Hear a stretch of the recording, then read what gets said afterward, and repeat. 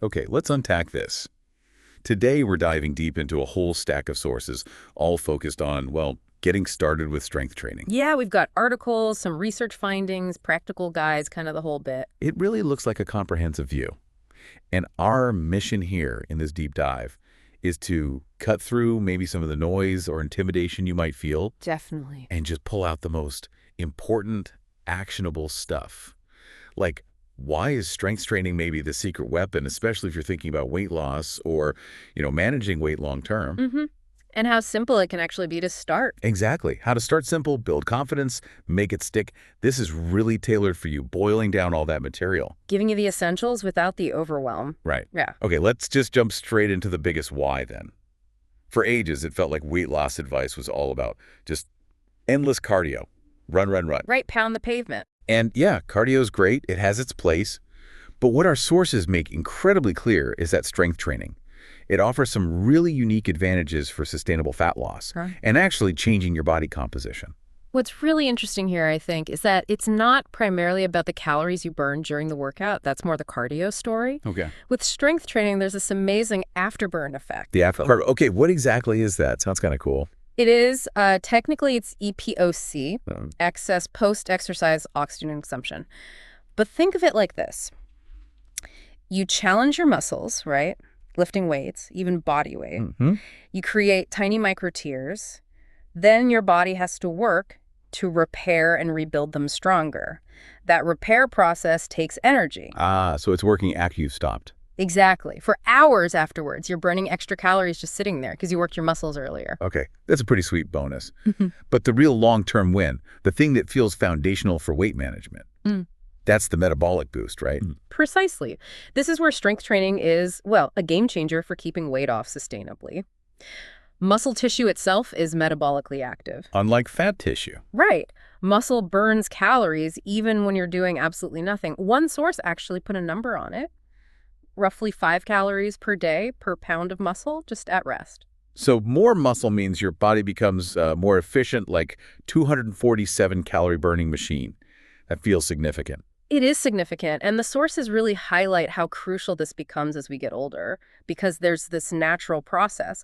Well, without strength training, adults can lose something like 4 to 6 pounds of muscle tissue per decade. Wait, 4 to 6 pounds every 10 years? Just vanishing. That's what the data suggests, yeah. And that muscle loss directly tanks your resting metabolic rate, how many calories you burn just existing. It drops maybe 2 to 3% per decade because you've got less of that active tissue. Okay, so less muscle, slower resting metabolism.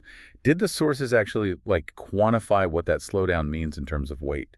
They did, and it's kind of sobering. One suggests that a deficit of just 15 calories burned at rest per day, which is tiny, easily explained by that gradual muscle loss. Right. That alone could potentially lead to a 15-pound fat gain over a decade, assuming, your diet and activity stay the same otherwise. 15 pounds over 10 years, just from that slow, silent metabolic creep because muscle was lost. Wow.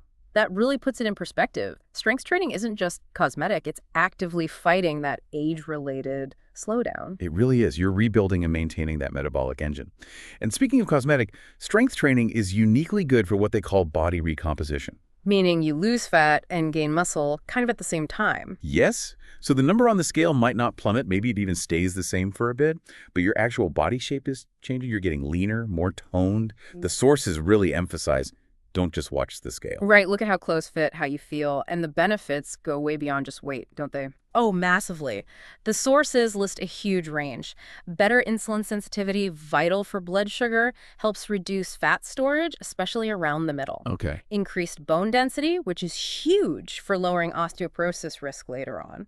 Better management of chronic stuff like arthritis, back pain.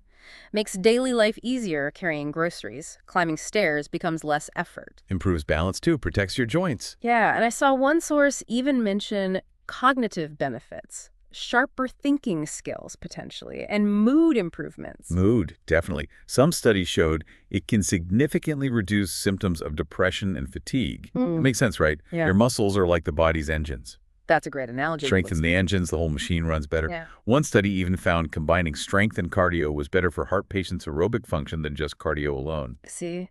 It impacts so many systems. Okay, so the why is incredibly compelling, no doubt. Yeah. But for a lot of people, the hurdle is, okay, but how? How do I actually start? And this is where it gets really interesting, because the sources say you don't need a fancy gym. Not at all. That's a huge takeaway. You can literally begin with your own body weight. Or simple things, resistance bands, dumbbells. One source even mentioned, like full soup cans or water bottles. Love that. So what are some of those key foundational movements the sources recommend for beginners, the ones that work multiple muscles? Yeah, the compound movements. Squats are number one. They hit your glutes, quads, hamstrings. But form is key. The sources stress this. Chest up, push your hips back like you're aiming for a chair. And you can use an actual chair for support or a target at first, right? Totally. Bodyweight squats or chair squats. Then push-ups, another classic. Targets, chest, shoulders, triceps. Yep. And again, modifications are fine. Start against a wall if you need to, or on your knees. Just keep that straight line from your head down. Lunges, too. Great for legs and balance. Correct. Quads, hamstrings, glutes. Step forward. Keep that front knee over the ankle. Back knee drops down. Stationary or walking, both work. What about hitting the back muscles? That seems important. Definitely. Dumbbell rows are a good start. You bend at the hips, keep your back flat, and pull your elbow towards the ceiling. Very light dumbbells, or yeah, even a water bottle just to learn the motion. And the core. Can't forget the core. Absolutely essential. The plank is fantastic. Just holding that straight line, head to heels, engaging your abs. Simple but effective. And the sources really, really hammer home form over quantity, especially when you're starting. It's everything. Prevents injury. Make sure you're actually working the muscles you intend to work. Focus on controlled movements. One source suggested a pace maybe like 6 seconds for 1 rep. Slow and controlled.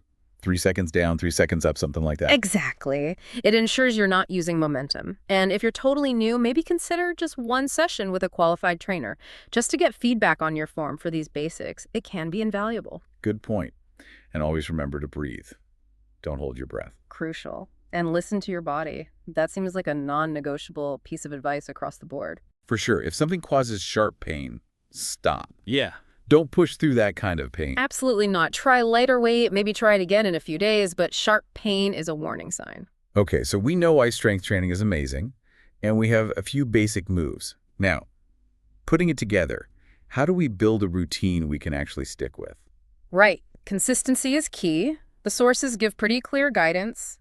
Frequency-wise, aim for maybe 2 to 3 sessions per week. And spaced out, not consecutive days. Yeah, definitely non-consecutive. Give those muscles time to recover and, grow stronger. That's when the magic happens. And structure. Warm-up is important. Always. Don't skip the warm-up. 5-10 minutes of light cardio brisk walk, maybe some dynamic stretches like arm circles, leg swings, gets the blood flowing, prepares the joints, reduces injury risk. And a cool down, too. Yep, just a few minutes after. Yeah. Light walking, some gentle stretching, helps the heart rate come down gradually, might help with muscle stiffness. Okay, sets and reps for a beginner. Good starting point seems to be 1 to 3 sets per exercise. And aiming for, say, 8 to 12 repetitions per set for most things. Maybe up to 15 for some core or leg exercises. And the weight or resistance should be challenging. Challenging enough that you can do those reps with good form, but the last couple feel tough. Like you probably couldn't do many more correctly. That's the sweet spot. I saw one source mention that even a single set, if done to fatigue within that 12-15 rep range, can be effective. That's encouraging if time is tight. It is. The main thing is reaching that point of challenging the muscle. And remember, rest between sets about 60 to 90 seconds is usually recommended. Got it. And then the secret sauce for making progress long-term. Progressive overload.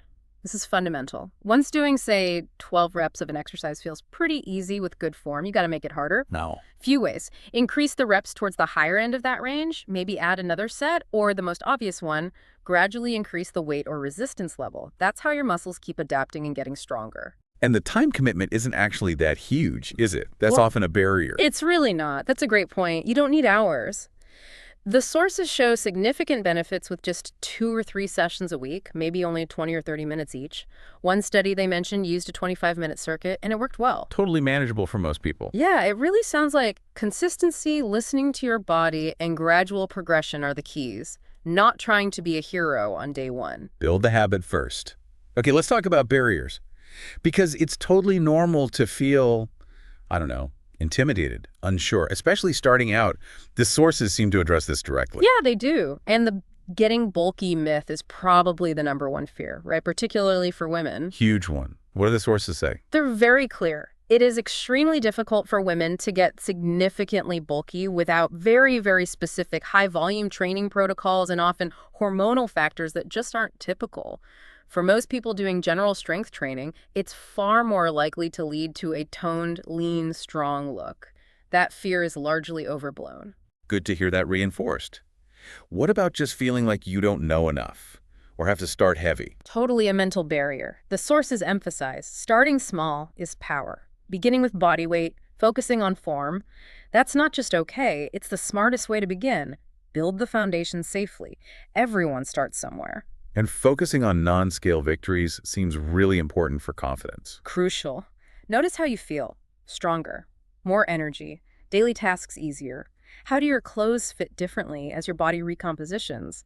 Those are powerful signs of progress the scale might totally miss. The psychological wins alone sound pretty compelling. They really are. Studies using structured programs showed big improvements in mood, in physical self-concept, how people felt about their bodies, and less depression and fatigue.